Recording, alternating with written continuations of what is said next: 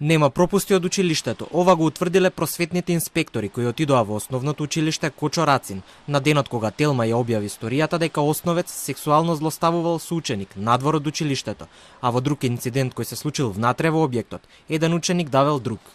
Инспектор разговарал со службите и директорот и утврдил дека училиштето исправно постапило, дознаваме од инспекторатот.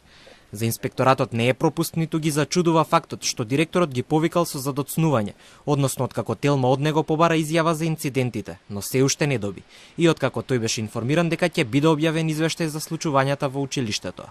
Ни упатија да поднесеме барање согласно Законот за пристап за информации, па ќе го добиеме извештајот на инспекторот кој го посетил завчера училиштето.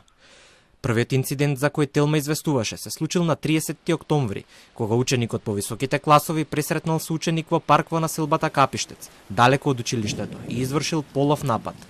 Поради овој инцидент бил свикан вонреден состанок на Советот на родители и бил информиран директорот. Од МВР ова го потврдија, но додадоа дека нападот е пријавен со големо задоцнување. Народниот правобранител смета дека тоа е огромна грешка.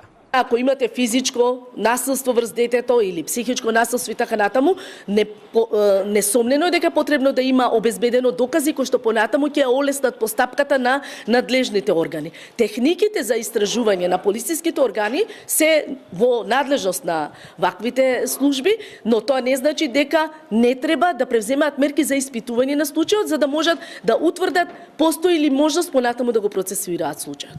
Сепак инспекторатот смета дека овде училиштето нема никаква вина, бидејќи инцидентот се случил надвор од дворот на училиштето. Тие велат дека психолозите и педагозите постапувале исправно со децата и дека нема нивни пропусти. Не регистрирале пропусти за тоа дека друг малолетник од истото училиште нападнал врсник и го давел пошто таткото на давеното дете пријавил во полиција.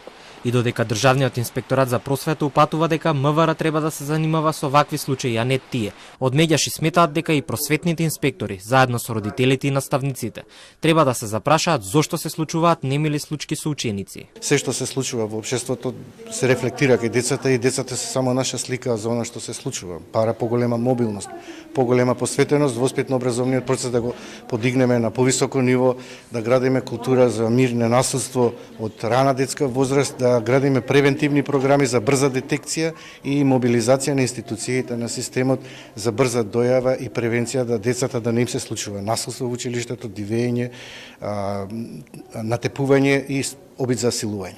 Освен меѓуврсничко насилство и друг скандал го тресе образованието деновиве. Ученици искреирале Инстаграм профил на кој објавиле видео од дивење во училници и кршење на инвентарот. Профилот веќе е избришан, а секторот за компјутерски криминал и дигитална форензика во соработка со социјалната мрежа се обидува да открие кој стоел зад него.